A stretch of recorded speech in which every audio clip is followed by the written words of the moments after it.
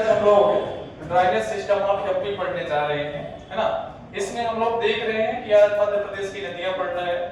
तो मध्य प्रदेश की जो नदियां हैं, ठीक है, उसको हम जो इंडिया का ड्राइनेज सिस्टम है उससे लिंक करके पढ़ेंगे, है ना। इसमें हम लोगों ने देखा कि गंगा नदी है ना। गंगा उत्तराखंड राज्य के उत्तरकाशी जिले से, है ना, निकलती है ना, गौमुख के निकट गंगोत्री हिमनद से। तो गंगा का जो अपवाह तंत्र है, गंगा सीधे बंगाल की खाड़ी में आके गिरती है और गंगा की सहायक यमुना नदी है ना। तो गंगा गंगोत्री से कुछ दूरी पर यमुनोत्री हिमनद से निकलती है और ये प्रयागराज के पास गंगा में मिलती है। तो मध्य प्रदेश की वो नदियां, है ना, जो सीधे गंगा या गंगा की सहायक यमुना में मिलती हैं, तो उनमें से चंबल हो जाएगी, है ना। जैसा कि हमने देखा चंबल नदी ये है ना। चंबल नदी इंदौर जिले के महू तहसील के जानापाव पहाड़ी से निकलती है, उद्गम स्थल से उत्तर पूर्व दिशा की ओर बहती है और ये नदी आकर के उत्तर प्रदेश के इटावा जिले में यमुना नदी में मिल जाती है ना। तो अगर हम लोग बात करें इसी प्रकार यमुना चंबल के अंतर्गत अन्य छोटी छोटी नदियां हैं कि क्षिप्रा सिंध, काली सिंध, है ना। उसी प्रकार बेतवा है कि बेतवा का अपवाह तंत्र है, बेतवा, है ना। तो पहले हम लोग थोड़ा सा चंबल नदी को नोट कर लेते हैं, है ना। तो नोट करेंगे चंबल, हाँ, चंबल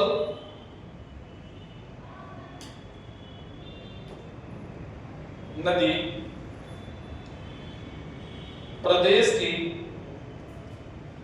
दूसरी सबसे बड़ी नदी है।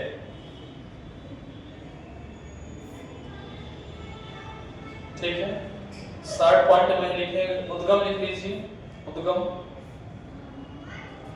इंदौर जिले के महू तहसील से जानापाव पहाड़ी से। इंदौर जिले के महू तहसील से जानापाव पहाड़ी से, ठीक है। उसके बाद मुहाना लिख लीजिए। मुहाना, यह नदी मध्य प्रदेश और राजस्थान की एक प्राकृतिक सीमा बनाते हुए, यह नदी मध्य प्रदेश और राजस्थान की एक प्राकृतिक सीमा बनाते हुए उत्तर प्रदेश के इटावा जिले में यमुना नदी में जाकर मिलती है। उत्तर प्रदेश के इटावा जिले में यमुना नदी में जाकर मिलती है। फिर लंबाई, टोटल लंबाई कितनी है इसकी? 965 किलोमीटर। तो लिख लीजिए कुल लंबाई 965 किलोमीटर। एमपी में इसकी लंबाई है 325 km, यानी 325 किलोमीटर। अपवाह क्षेत्र लिखना है। अपवाह क्षेत्र मध्य प्रदेश के इंदौर, उज्जैन, धार, रतलाम, नीमच, मंदसौर, श्योपुर, मुरैना तथा भिंड। अन्य नाम लिख लीजिए। अन्य नाम चर्मावती व धर्मावती। चर्मावती व धर्मावती, ठीक है। कहां पर ये उल्लेख आया है इसका चर्मावती धर्मावती नाम?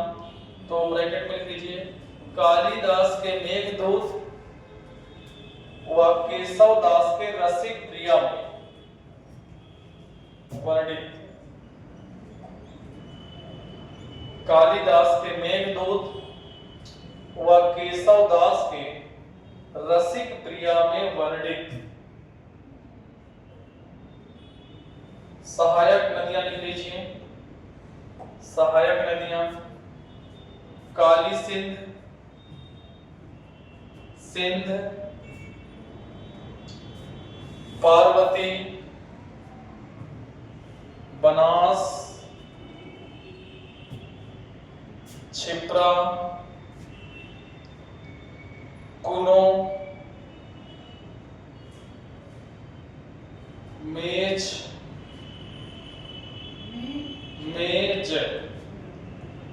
चाकड़, नामवती आदि। उसके बाद क्षिप्रा में जो जलप्रपात है ना, ज्यादा बड़े जलप्रपात तो नहीं, लेकिन जो भी है इनको नोट करेंगे अपन। तो इसमें इंदौर जिले में कुछ जलप्रपात बनते हैं। तो इंदौर जिले में कौन सा जलप्रपात है? झाड़ीदाहा व पाताल पानी। क्षिप्रा के उद्गम से कुछ ही दूरी पर, है ना, सॉरी, चंबल के उद्गम से कुछ ही दूरी पर दो प्रपात इंदौर जिले में बनते हैं। इसमें है झाड़ीदाहा और पाताल पानी, है ना। दोनों का नाम लिख के ब्रैकेट में इंदौर लिख लीजिए। फिर जैसे ही चंबल नदी आगे बढ़ती है तो कोटा के भैंस रोडगढ़ के पास, ठीक है, एक जलप्रपात बनता है, तो उसको लिख लीजिए। कोटा के भैंस, हाँ लिख लीजिए। हाँ, कोटा जिले के भैंस रोडगढ़ के पास 18 मीटर ऊंचा, है ना, क्या नाम है जलप्रपात का? चूलिया। चूलिया की टोटल ऊंचाई कितनी है? 18 मीटर। 18 मीटर ऊंचा चूलिया जलप्रपात बनता है, ठीक है, कोटा के भैंस रोडगढ़ के पास 18 मीटर ऊंचा चूलिया। लिख लिया, नोट कर लिया। फिर अब तटीय शहर चंबल के किनारे कौन कौन से हैं जो चंबल के किनारे बसे हैं? तो इसमें लिख लीजिए, मुख्य रूप से 4 शहर हैं, है ना। तो रतलाम, इंदौर, इंदौर तो नहीं है, इंदौर तो खान नदी के किनारे है ना। रतलाम लिख लीजिए, महू, श्योपुर, मुरैना। महू धार जिले में है। हाँ, ये वही महू है जहां पर भीमराव अम्बेडकर का जन्म हुआ था। महू, है ना। अंग्रेजों के टाइम पर ये मिलिट्री हेडक्वार्टर था, मतलब सैनिक छावनी था अंग्रेजों के टाइम पे। महू एक तहसील है ना। कहाँ की तहसील है ये? महू यूपी में भी पड़ता है क्या? वो मऊ है। हाँ, यूपी वाला जो है वो मऊ है और धार वाला जो है एमपी वाला वो महू है ना। भीमराव अम्बेडकर की जन्मस्थली है, ठीक है। फिर कुछ इसमें विशेष चीजें, चंबल नदी को कुछ विशेषताएं हैं, इसको थोड़ा सा लिख लीजिए। चंबल नदी पर चंबल घड़ियाल अभयारण्य बनाया गया है।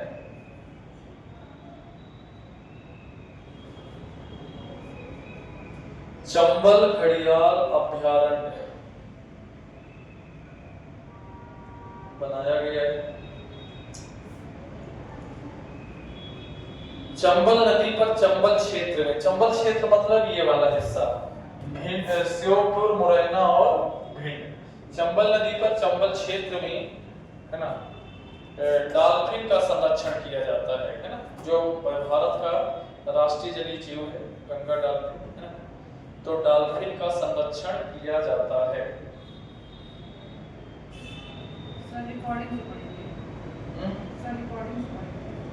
ऐसा, ठीक। अब उसके बाद आगे हम लोग देखेंगे अगली नदी कौन सी आ जाएगी। अच्छा, चंबल नदी तंत्र की नदियां आपको देखना है, तो इसमें आ जाएगी क्षिप्रा। कौन सी नदी आ जाएगी? क्षिप्रा, है ना। तो क्षिप्रा भी एक महत्वपूर्ण नदी है। सर यही को भी बता दीजिए, चंबल नदी के जलप्रपात, एक जलप्रपात है जो बांध वगैरह। बांध अलग से पढ़ाएंगे क्योंकि एक नदी में फिर बहुत सारी चीजें हो जाएंगी, है ना। बांध अलग से ही, मल्टीपर्पज प्रोजेक्ट्स, बहुत देसी जो परियोजनाएं। तो सर डायग्राम बना के, जैसे यहाँ डायग्राम बना है तो ऐसा मोटा-मोटा बता दीजिए। मोटा-मोटा भी ये है कि यहाँ पर गांधी सागर बांध है, मध्य प्रदेश के मंदसौर जिले में, ठीक है। और गांधी सागर के बाद कोटा जिले में, है ना, जवाहर सागर है ना। चित्तौड़गढ़ जिले में राणा प्रताप सागर बांध है, 3 बांध मुख्य रूप से चंबल नदी पर है। ठीक है, अब हेडिंग कर लीजिए क्षिप्रा नदी, क्योंकि गंगा नदी तंत्र के ही अंतर्गत चंबल आ रही है। चंबल के बाद क्षिप्रा, क्षिप्रा किसकी सहायक हो जाएगी? गंगा की हो जाएगी, सॉरी चंबल की। और नदी तंत्र अगर पूछेगा आपसे तो ये गंगा नदी तंत्र है ना। तो क्षिप्रा नदी कर लीजिए, क्षिप्रा, क्षिप्रा की थोड़ा सा लिख लीजिए पहले। इससे मालवा की गंगा कहते हैं, मालवा की गंगा कहते हैं। मध्य प्रदेश की सांस्कृतिक राजधानी उज्जैन क्षिप्रा के तट पर बसा है। मध्य प्रदेश की सांस्कृतिक राजधानी उज्जैन क्षिप्रा के तट पर बसा है। ठीक है, अब उसके बाद बात आती है उद्गम की। क्षिप्रा का उद्गम कहां से होता है?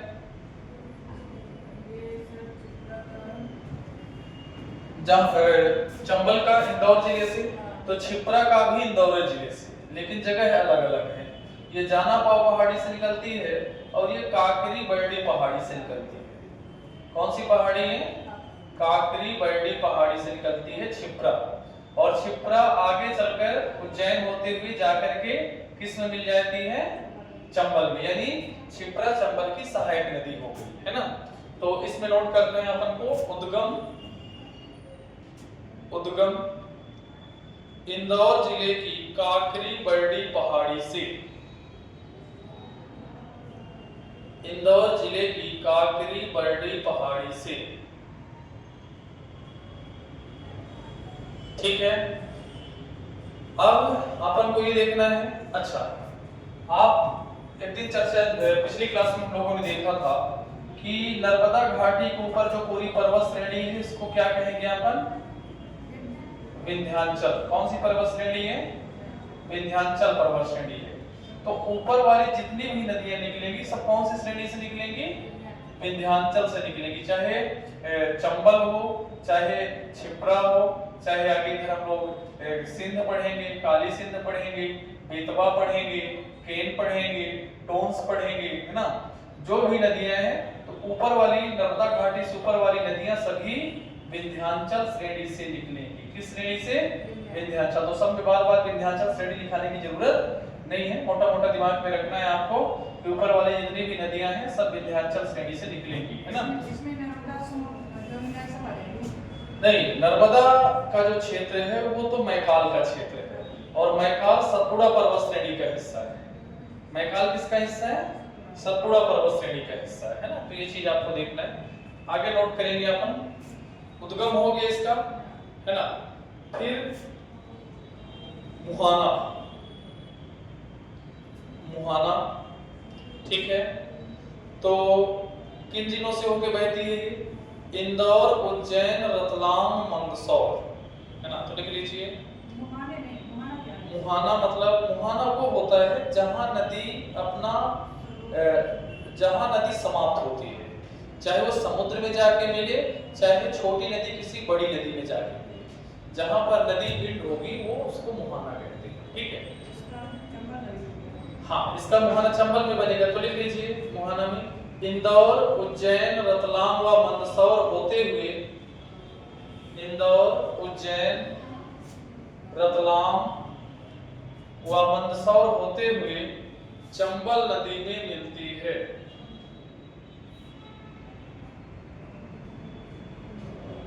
चंबल नदी में मिलती है। लंबाई टोटल 195 किलोमीटर। टोटल लेंथ कितनी है इसकी? 195 किलोमीटर। अपवाह क्षेत्र, अपवाह क्षेत्र क्या होता है? अपवाह क्षेत्र वो होता है जिसमें एक मुख्य नदी होती है और उसके अंतर्गत जितनी भी सहायक नदियां होती हैं उसके पूरे एरिया को अपन अपवाह क्षेत्र कहते हैं। ठीक है, तो इसमें लिखना है अपवाह क्षेत्र में इंदौर, उज्जैन, रतलाम, मंदसौर, ठीक है। अब जैसे चंबल के अन्य नाम थे, है ना, क्या नाम थे चंबल के? चर्मावती, धर्मावती, है ना, कामदेव था, रतिदेव। तो लिख लीजिए थोड़ा सा जगह हो तो ब्रैकेट में, कामधेनु, रतिदेव और कीर्ति, ये 3 अन्य और नाम हैं चंबल के। कामधेनु, रतिदेव व कीर्ति। हाँ, अब अपन को देखना है इधर। इसी प्रकार क्षिप्रा के अन्य नाम नोट करेंगे। पूर्ण सलिला, पूर्ण सलिला,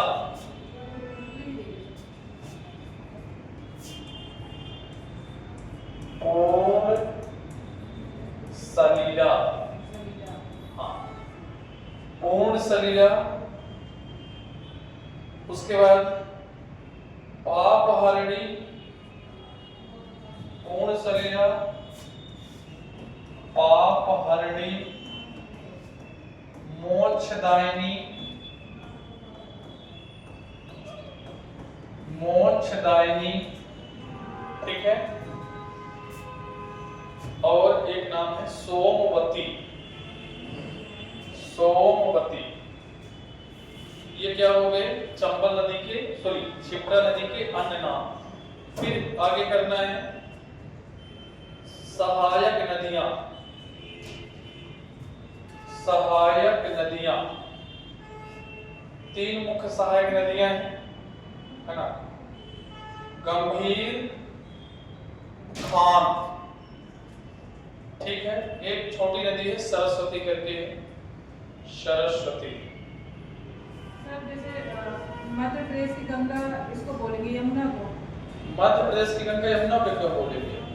मतलब जैसे गंगा है, मतलब एक जैसे साउथ की गंगा कावेरी की। देखिए भारत की गंगा तो गंगा है, दक्षिण भारत की गंगा गोदावरी को, है ना, दक्षिणतम भारत की गंगा कावेरी को। वैसे मध्य प्रदेश की जो गंगा कहलाती है वो कहलाती है नर्मदा, और प्रदूषण की दृष्टि से बेतवा है ना। मतलब जीवन रेखा एक तरीके से। हाँ, लाइफ लाइन तो नर्मदा है, ठीक है। हाँ, मैं ये बोल रही थी कि सर साउथ में जो है, दक्षिण में, दक्षिण की गंगा किसको बोलेंगे? गोदावरी को कहते हैं। कावेरी का क्यों नाम आता है? कावेरी दक्षिणतम भारत की गंगा है, वैसे गोदावरी को बूढ़ी गंगा कहते हैं, वृद्ध गंगा। हाँ, अगर क्वेश्चन में पूछ ले कि दक्षिण की गंगा किसको कहते हैं तो गोदावरी। हाँ, ऑप्शन पर भी डिपेंड करता है। ये दक्षिण की गंगा है और वो दक्षिणतम छोर है उसका गोदावरी का, क्योंकि गोदावरी नीचे आएगी ना। मैं गूगल में सर्च कर रही थी तो कहीं गोदावरी दे रहा था, कहीं कावेरी दे रहा था। वो दक्षिण की गंगा वो दक्षिणतम भारत की गंगा हो जाएगी, है ना। चलिए आगे नोट करना है अपन को। सर अगर गंगा कहा जाए तो गंगा नदी का कोई तो उद्गम है? किसका? गंगा नदी का। कहे नहीं, क्योंकि इसलिए नहीं सर कि जहाँ से निकलती हो तो भागीरथी नाम से निकलती है, फिर उधर अलकनंदा भागीरथी मिलती है, गंगा मिलके। तो गंगा जहाँ से भागीरथी नाम से निकलती है वही तो गंगा है। 5 प्रयाग बनते हैं ना।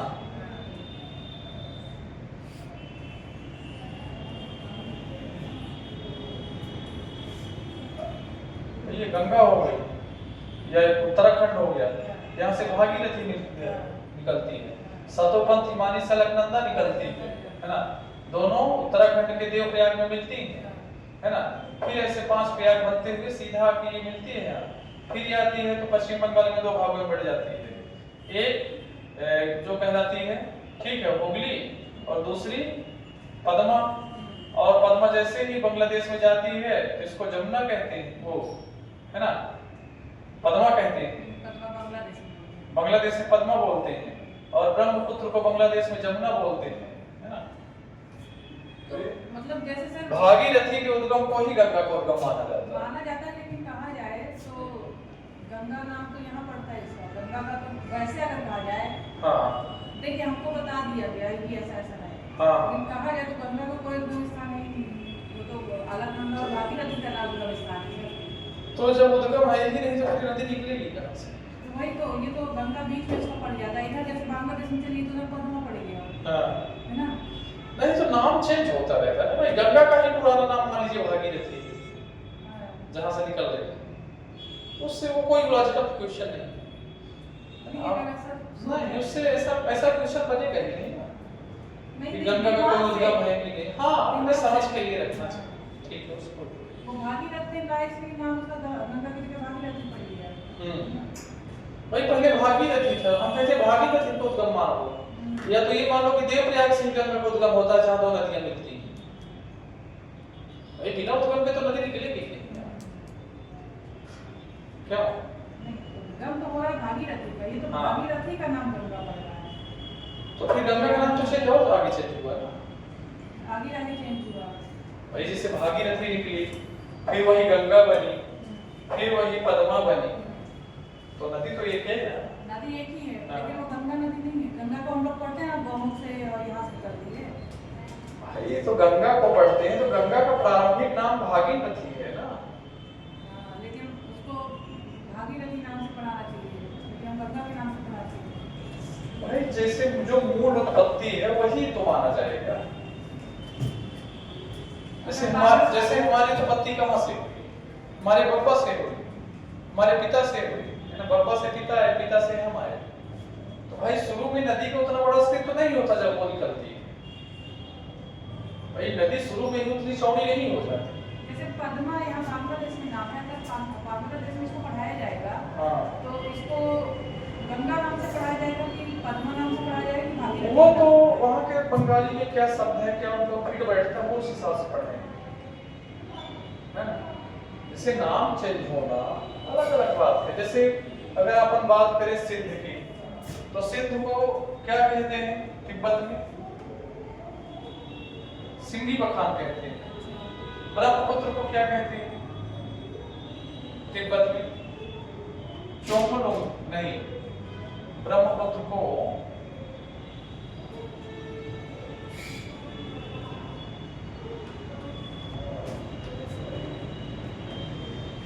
तीन चार नाम है इसके, यारलोंग कहते हैं, जंगबो कहते हैं, है ना। मतलब उसका उद्गम स्थान तो वैसे ही पढ़ाते हैं जैसे यहाँ से एमपी नहीं कि अपने यहाँ पे पढ़ाते हैं। कहाँ? नेपाल मतलब बताते होंगे ऐसा, तो अपने हिसाब से पढ़ाएंगे ना। जैसे अपने हर देश की पाठ्य पुस्तक वहाँ के विद्वान तैयार करते हैं। और जैसे पाकिस्तान में बहुत सारी चीजें जो इंडिया में पढ़ाई जाती हैं वो पाकिस्तान में नहीं पढ़ाई जाती, इतिहास में जो पाकिस्तान में पढ़ाई जाती है इंडिया में नहीं पढ़ाई जाती। तो वो तो उस देश का जो शिक्षण की जो पूरी व्यवस्था है वो कैसी बेस्ड क्या है, उसके हिसाब से पाठ्यक्रम तैयार किया जाता है। बाकी मूल चीज को कोई थोड़ी हटा पाएगा, जो नदी जहाँ से निकल रही तो सब है निकल रही।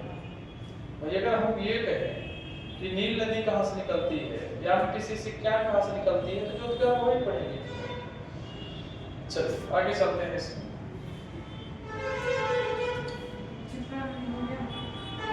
इसमें और हाँ तटीय शहर तो वही गए, तटीय शहर लिख लीजिए, तटीय शहर लिख लीजिए। तटीय शहर और अपवाह क्षेत्र दोनों एक ही है। नहीं, तटीय शहर जो मेन उस नदी के किनारे है, अपवाह क्षेत्र और लंबा हो सकता है ना, उसकी सहायक नदियां उसमें आएंगी। तो लिख लीजिए तटीय शहर उज्जैन, बस। वैसे तो इंदौर है, तो इंदौर खान नदी के किनारे है, खान छिपरा की सहायक है ना। फिर लिखिए विशेष, इसमें कुछ है लिख लीजिए विशेष चीजें। छिपरा के तट पर प्रत्येक 12 वर्षों के बाद सिंहस्थ कुंभ का आयोजन होता है। छिपरा के तट पर प्रत्येक 12 वर्षों के बाद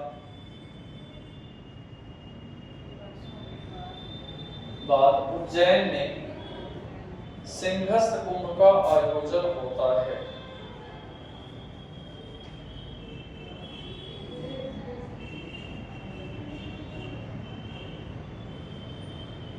फिर हेडिंग कर लीजिए काली सिंध। काली सिंध भी किसकी सहायक हो गई? इसी की सर चंबल की, चंबल है ना। ये गंगा थी, ये गंगा की सहायक यमुना हो गई, ये बीचों बीच मध्य प्रदेश है, ठीक है। और यहां से निकल रही थी चंबल, चंबल उत्तर प्रदेश के इटावा जिले में यमुना में मिल रही है। यहां से निकल रही है शिप्रा, शिप्रा जाके कहाँ मिल रही है, चंबल में। और देवास जिला है यहाँ पर, देवास से निकलती है कौन, काली सिंध, काली सिंध भी जाके कहाँ मिलेगी, चंबल में। काली सिंध का कभी कहाँ जाके मिलती है, चंबल। तो ये चंबल हो गई, चंबल के बाद ये छिप्रा हो गई, छिप्रा के बाद ये वाली काली सिंध। अगर अपवाद तंत्र की बात करें तो सबसे बड़ा यमुना का उसका नर्मदा का होगा। हाँ, अपवाद तंत्र सबसे बड़ा नर्मदा का है, ये है ना। नर्मदा सबसे लंबी नदी है, चंबल दूसरी सबसे लंबी नदी है ना। चलिए आगे लिखना है इसमें, काली सिंध कहाँ से निकलती है, ये देवास, बागली हाँ तहसील है देवास जिले में, वहीं से इसका उद्गम होता है, तो लिख लीजिए। अच्छा, पर्वत श्रेणी पूछेगा तो सब कौन सी पर्वत श्रेणी होगी, विंध्याचल ही होगी, क्योंकि नर्मदा घाटी के ऊपर कौन सी पर्वत श्रेणी है, विंध्याचल है। तो लिख लीजिए इसको, नोट करिए। उद्गम देवास जिले के बागली तहसील से, देवास जिले के बागली तहसील से, देवास जिले के बागली तहसील से, ब्रैकेट में लिखना है विंध्याचल पर्वत श्रेणी से।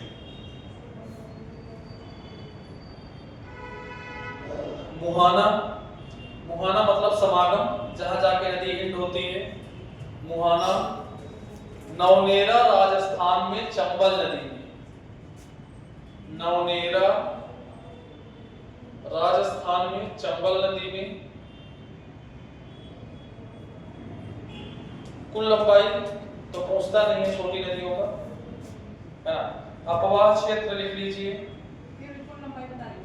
150 है, नहीं पूछेगा, छोटी नदियों का नहीं पूछेगा। और ये एमपी में कितना बहती है, एमपी में तो नहीं है, इतनी छोटी नदियों का डाटा नहीं है। चलिए अपवाह क्षेत्र लिख लीजिए, देवास, राजगढ़, शाजापुर। फिर सहायक नदियां लिख लीजिए, हालांकि छोटी नदी इसकी सहायक पूछेगा नहीं, फिर भी लिख लीजिए सहायक नदियां, परवन, नेवज, आबू। परवन, नेवज, आबू, ये तीन काली सिंध की सहायक नदियां हैं। परवन, नेवज, आबू। तटीय शहर लिख लीजिए सोनकच्छ,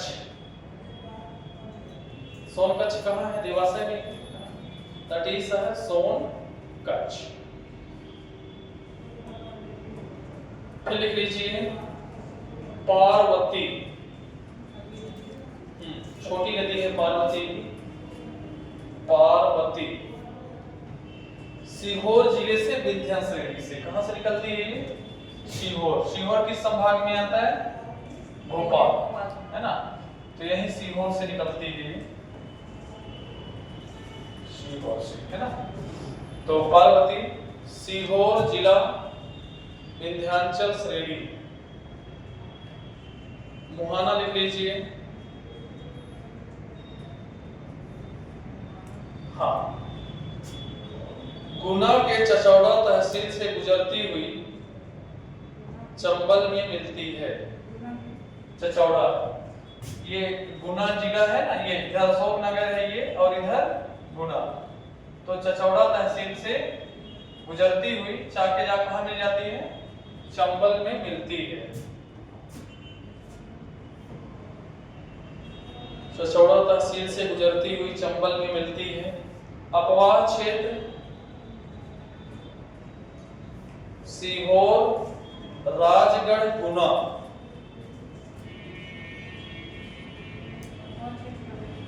सीहोर, राजगढ़, गुना।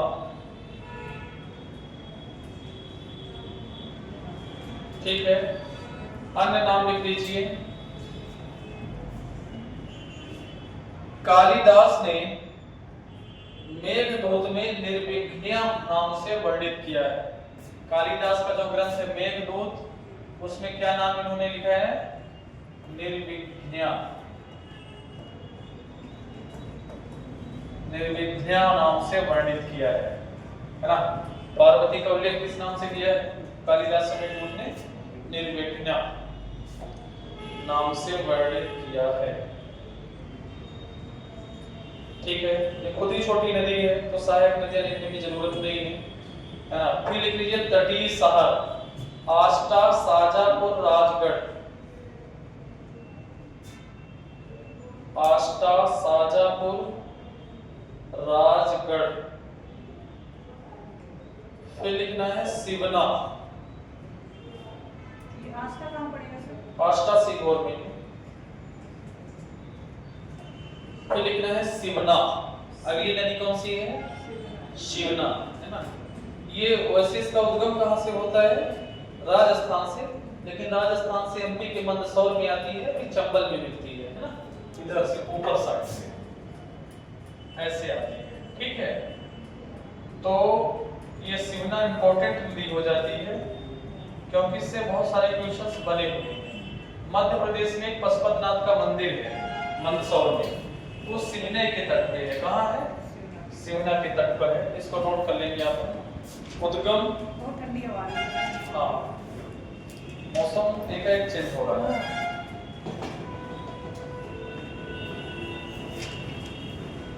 फिर से एक बार ठंडी बढ़ गई।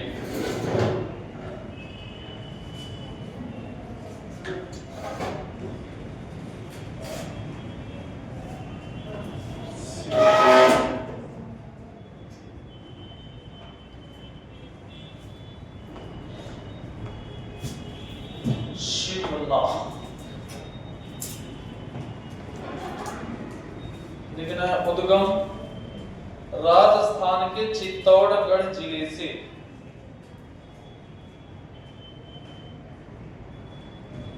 राजस्थान के चित्तौड़गढ़ जिले से मुहाना,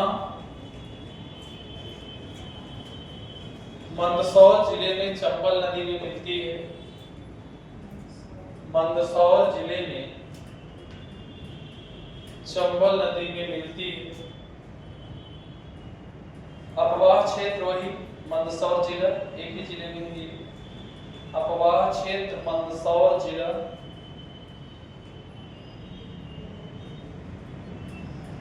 तटीय शहर मंदसौर लिख लीजिए।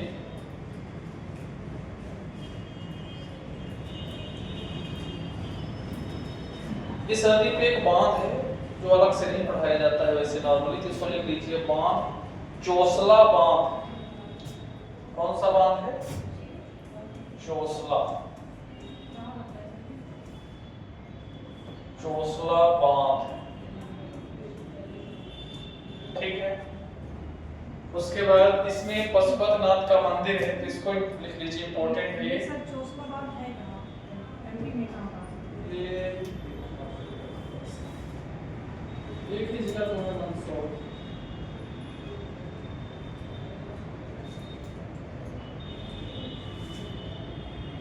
चोसला बांध कहाँ है?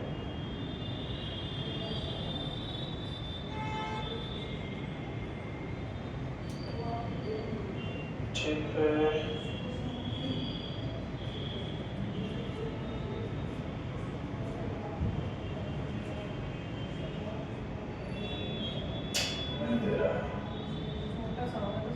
छोटे। चलिए आगे नोट करिएगा। हाँ, पशुपतिनाथ का मंदिर है। लिखिएगा शिवना नदी के तट पर मंदसौर जिले में पशुपतिनाथ मंदिर, तपेश्वर मंदिर तथा अष्टमुखी मंदिर है।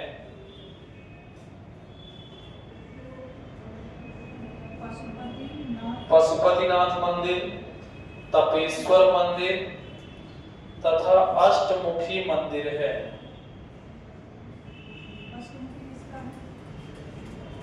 अष्टमुखी पशुपतिनाथ तो शिव का हो गया, शिव का ही अष्टमुखी।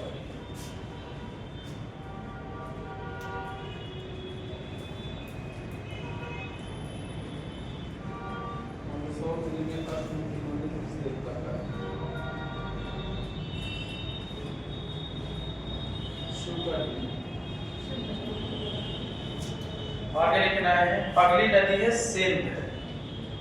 सिंध नदी, सिंध कहां से निकलती है, थोड़ा सा इसको अच्छे से समझ लीजिए।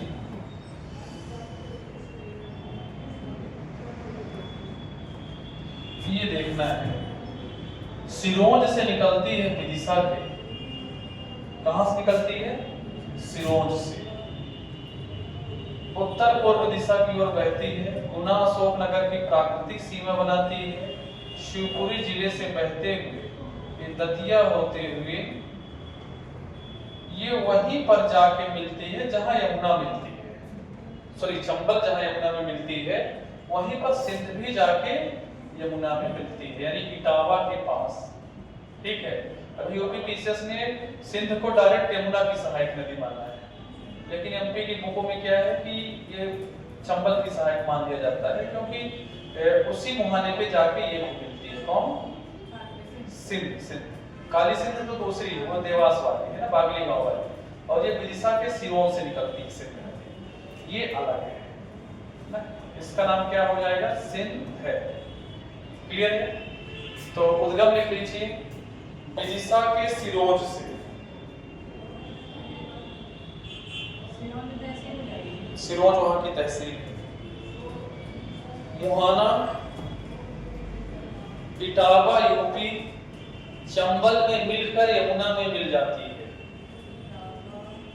इटावा यूपी चंबल में मिलकर यमुना में मिल जाती है।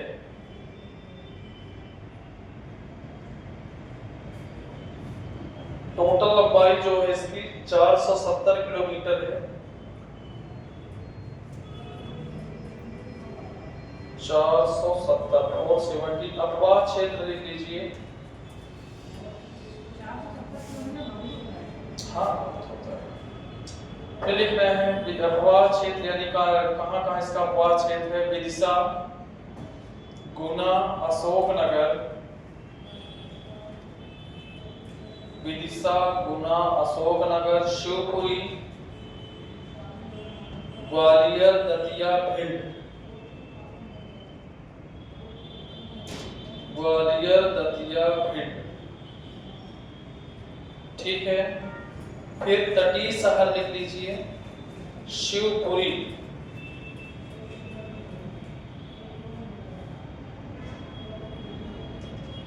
ठीक है, शिवपुरी में माधव राष्ट्रीय उद्यान है ना, तो माधव राष्ट्रीय उद्यान से गुजरती है। माधव राष्ट्रीय उद्यान से गुजरती है। ठीक है, सिंध नदी हो गई। फिर एक नदी है केन। ठीक है, केन का नाम सुना है? केन कहां से निकलती है? नहीं, उद्गम कौन सा? उद्गम केन का जो उद्गम होता है वो होता है अहिरगमा, कटनी, कैमूर श्रेणी है, और ये नदी पन्ना छतरपुर की सीमा बनाती है, प्राकृतिक सीमा। उत्तर प्रदेश के बांदा जिले में जाती है, और बांदा जिले में चिला नामक गांव के पास डायरेक्ट कहाँ मिलती है? यमुना। और केन जो है तो वो बनाती है क्या? आई आकार की जो खाड़ी होती है, कांच, है ना। नदियां जैसे निकलती हैं अपने उद्गम से तो कई स्थल बनाती हैं। ठीक है, उद्गम से निकलती है तो वी आकार की घाटी, ये भी ऐसे पानी नीचे गिरता है। क्या बनाती है? वी आकार की घाटी बनाती है। उसके बाद नदी का पानी जब ऊपर से नीचे ऐसे गिरता है तो जलप्रपात बनाती है, जलप्रपात। फिर नदी का पानी ऐसे छोटे छोटे सीढ़ीनुमा स्टेप नीचे उतरता है तो उसको जलप्रपात ही कहते हैं, जलप्रपात। फिर नदी बनाती है बाढ़ का मैदान। नदी में से कभी कभी प्राकृतिक बांध बन जाते हैं, प्राकृतिक तटबंध।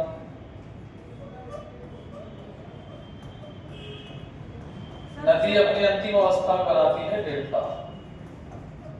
क्या क्वेश्चन? ये था कि जैसे बहुत का पानी ऊपर से नीचे गिरता है, हाँ, तो जो नीचे वो क्या है?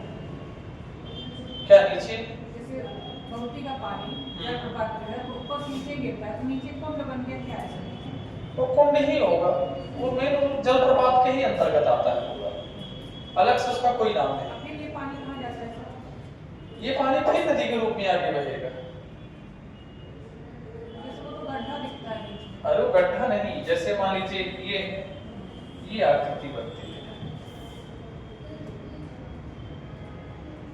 भौतिक बस में जितनी भी नदियां हैं विश्व की, पानी आ रहा है,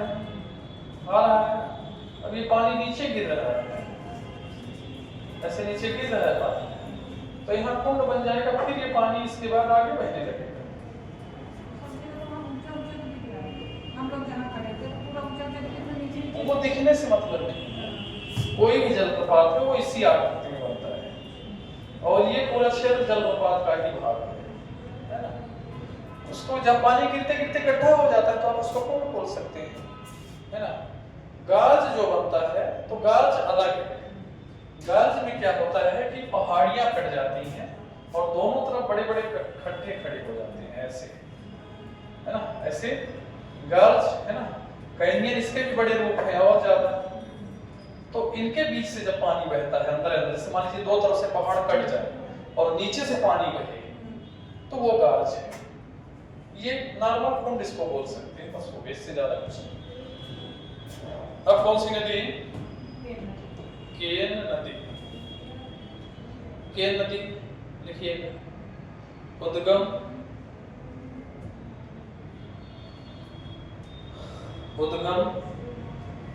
कटनी के अहिर गांव कैमूर पर्वत श्रेणी से,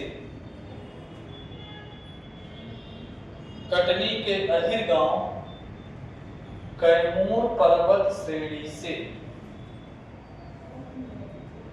मुहाना उत्तर प्रदेश के बांदा जिले में चिला नामक गांव में यमुना नदी में, बांदा जिले में चिला नामक गांव में यमुना नदी में, यमुना नदी में लंबाई, जो करंट है जैसे पेपर में जो मिलता है, हाँ, कहाँ तक का करंट अफेयर पढ़ना पड़ेगा? करंट अफेयर पूरा पिछला एक साल का, जनवरी 2024 से जून 2000, जून में पेपर है तो वो मार्च तक, है ना। जनवरी 2024 से मार्च 2025 तक का करंट पड़ता है, अधिकतम खींच सकते हैं तो अप्रैल तक। हाँ, तो इसको कैसे कंप्लीट किया जाए? इसको करेंट चर्चा ना, करंट बहुत बड़ा पार्ट है। करंट में जो चीजें पढ़नी है, मान लीजिए समसामयिकी जो होता है ना, इसमें जो सिलेबस है, ठीक है, तो इसमें कोई चर्चित नियुक्ति, अपॉइंटमेंट कोई हुआ, चर्चित नियुक्ति किसी भी अधिकारी की हो, जैसे चुनाव आयोग तक नियुक्त किए गए, है ना, कोई नया किसी देश का प्रधानमंत्री बना है, राष्ट्रपति बना है, फिर कोई चर्चित स्थान, कोई स्थान चर्चा में रहा हो हाल ही में किसी भी घटना को लेकर के, है ना। उसके बाद सैन्य अभ्यास, देशों के बीच में समझौते, जैसे भारत का किसी देश से समझौता हुआ मान लीजिए हाल ही में, है ना, किसी राज्य का हुआ, है ना।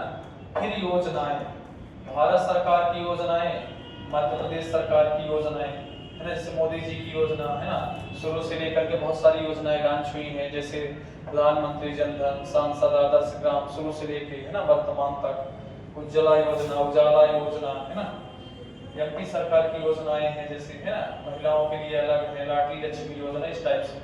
फिर इसके बाद इसका खेल का जो पार्ट हो 3 स्तर पे पढ़ना है। एक अंतरराष्ट्रीय स्तर के खेल, और अंतरराष्ट्रीय स्तर पर एमपी के जो खिलाड़ी हैं उनको ज्यादा फोकस करता है। जैसे एमपी का कोई खिलाड़ी मान लीजिए एथलेटिक्स में बहुत अच्छा प्रदर्शन किया तो उसको और पूछ लेंगे। फिर अब खेल में जैसे बड़े स्तर के खेल हैं है ना, बड़ा खेल जैसे अब ओलंपिक विश्व का सबसे बड़ा खेल है, ओलंपिक के बाद राष्ट्रमंडल खेल है, राष्ट्रमंडल के बाद एशियाई खेल हैं है ना, अभी खेलो India youth games, university games, बहुत छोटे छोटे गेम्स हैं है ना, तो यहाँ से भी ट्यूशन आता है। उसके बाद पुरस्कार, जितने भी प्रकार के पुरस्कार हैं, वर्ल्ड लेवल के पुरस्कार हैं, जैसे नोबेल पुरस्कार है, एशिया का नोबेल लेवल मैग्सेसे पुरस्कार है, भारत में भारत रत्न है, पद्म पुरस्कार है, पद्मश्री वगैरह जितने भी टाइप से हैं है ना, तो ये सारे क्वेश्चंस इसी टाइप से पढ़ने पड़ेंगे। हमारा तो मेन फोकस पीएससी था आज कई सालों से, तो हमने करेंट एमपी जीएस के पूरे विषय पढ़े। अब इस समय में कहे तो सोचते हैं कि जो है थोड़ा सा अच्छे से तैयारी करके एमपी को होते हैं। जैसे सर आप करंट पढ़ेंगे तो एक पीडीएफ हम देते जाएंगे ना, कोई दिक्कत नहीं। अरे हम क्लास में पढ़ाएंगे एक हफ्ते 10 दिन इसको। कहाँ से सर 10 दिन में पढ़ेगा? हाँ है, लेकिन हम रणनीति बताएंगे ना ट्यूशन कहाँ से आएंगे, क्योंकि हमारे पास स्ट्रेटजी है दिमाग में ना, बहुत दिनों से हो गया है, तो आपको पता है कि ट्यूशन कहाँ से बनेंगे, बहुत लंबा चौड़ा नहीं पढ़ना है ना, उसी में से अपने को जो काम की चीजें उसे लेना है। हफ्ते में एक सर इसके लिए क्या रखा है? करंट के ऐसे शेड्यूल बनाया गया है सर। संडे अंडे का रखा, ये होली हो जाएगा वो, उसके बाद संडे करंट कोई दिक्कत नहीं आ जाएगी ना, बढ़िया। तो बढ़िया इतना अच्छे से तैयारी करेंगे, बढ़िया स्कोर हो जाए, कोई दिक्कत नहीं। ये रिजल्ट आता है कि रिजल्ट कैसे आए तो फिर अपने दिमाग से हो गया बस सर 1-2 दिन में तो आ ही जाएगा, आ जाएगा। हिंदी के ज्यादा अच्छे रहते हैं, निकल जाएगा, कोई दिक्कत नहीं। फिर मुहाना हो गया, लंबाई 427 किलोमीटर है, टोटल 427। फिर लिखना है अगवा क्षेत्र, कटनी, पन्ना, छतरपुर, बांदा,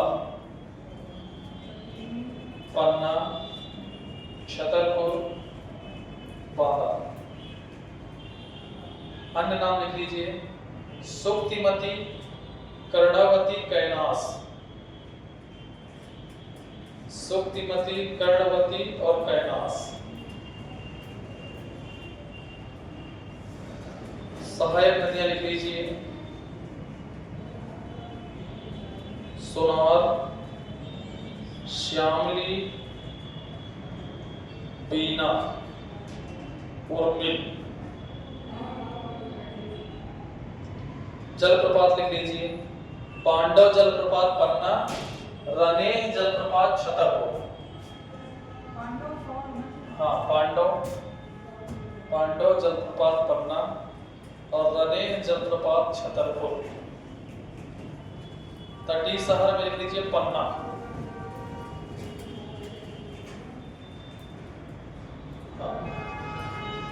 कुछ इंपॉर्टेंट विशेष है इसमें, दो लिख लीजिए। इनमें से ज्यादा बड़ा कौन सा है? पांडव ज्यादा बड़ा है, रनेह छोटा है। फिर लिखना है ना विशेष। सर ये पांडव कौन है? पन्ना और रनेह छतरपुर। इस नदी के तट में सजर नामक एक बहुमूल्य पत्थर पाया जाता है। सजर, हाँ, सजर नामक बहुमूल्य पत्थर पाया जाता है। सजर ये रत्न है ना, सजावटी चीजों में है ना, वैसे इसी तरह से उपयोग होता है, जिससे लोग शुभ मानते हैं है ना। सर्च कर लीजिएगा। इसका नाम तो नहीं सुने वैसे रत्नों में। सजर पत्थर केन नदी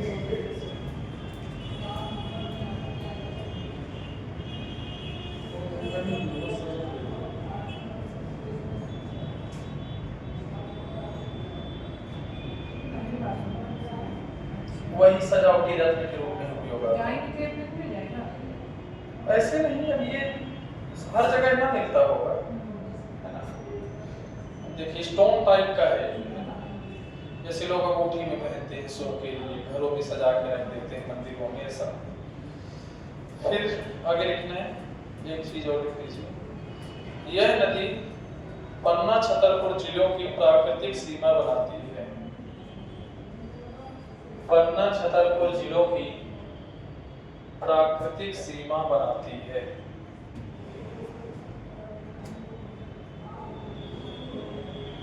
फिर लिखना है, एक चीज लिख लीजिए। पन्ना राष्ट्रीय उद्यान की जीवन रेखा कहते हैं। पन्ना राष्ट्रीय उद्यान की जीवन रेखा कहते हैं। ठीक हो गया। इसमें घड़ियाल अभयारण्य है, केन में केन हाँ, केन घड़ियाल अभयारण्य, वो तो फिर अलग से है, ये इम्पोर्टेंट है। तो क्या आएगा? कल अभी नदियाँ ही चलेंगी।